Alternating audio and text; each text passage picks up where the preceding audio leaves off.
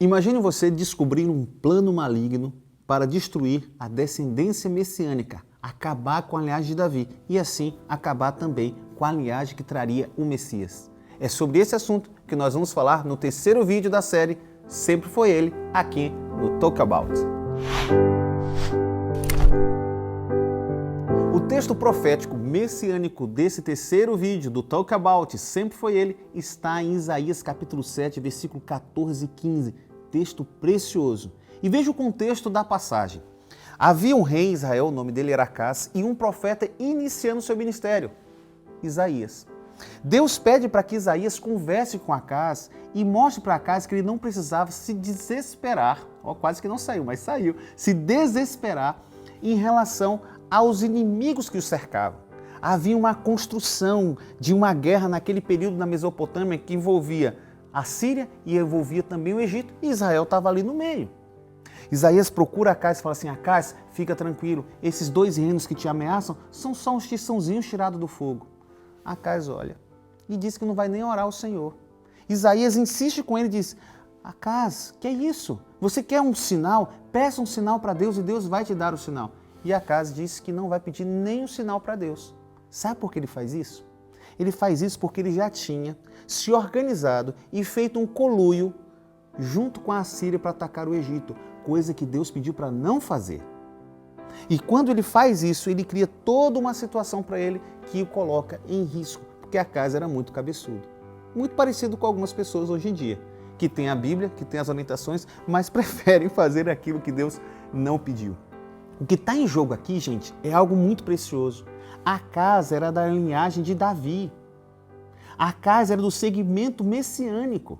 Se ele morresse e se ele fosse tirado do trono, a linhagem que veria o Messias, que veria Jesus, estaria ameaçada. E esse era o plano de Satanás. E o cabeção não percebia. Quando a gente olha para o texto, a gente aprende algumas lições. Primeira lição, Deus está no controle de todas as coisas. Segunda lição, eu preciso ter fé em Deus. E terceira lição, mesmo que eu erre, o Senhor vai ter misericórdia de mim e vai insistir comigo. Porque quando Acás diz que não vai fazer o pedido de um sinal, o profeta Isaías diz assim: Acás, eu vou então te dar o sinal, mesmo sem você pedir. E ele diz no capítulo 7, no versículo 14, o seguinte: portanto, o Senhor mesmo vos dará um sinal. Eis que a Virgem conceberá e dará à luz um filho, e lhe chamará Emanuel. Fera, né? Para você que é cristão e você conhece um pouco da Bíblia, você já ligou os pontos. Agora imagine você olhar para esse texto sem esses pontos que você acabou de ligar por ser cristão. A primeira leitura que você faz é que esse sinal é uma virgem concebendo ou dando à luz a um filho. Isso é meio Maria, né? É, mais ou menos. Vamos fazer uma pergunta? Será que eu consigo identificar quem é a virgem? Primeira coisa que eu preciso saber é que essa virgem não era a esposa de Isaías, porque o texto do capítulo 7 mostra que ela já tinha um filho. Também não era a esposa de Acás, porque essa também já tinha tido relação com ele. Então, quando a gente percebe esse contexto, a gente sabe que é algo sobrenatural. E como é um sinal, é uma prova de Deus de que algo diferente do que os humanos estão acostumados iria acontecer.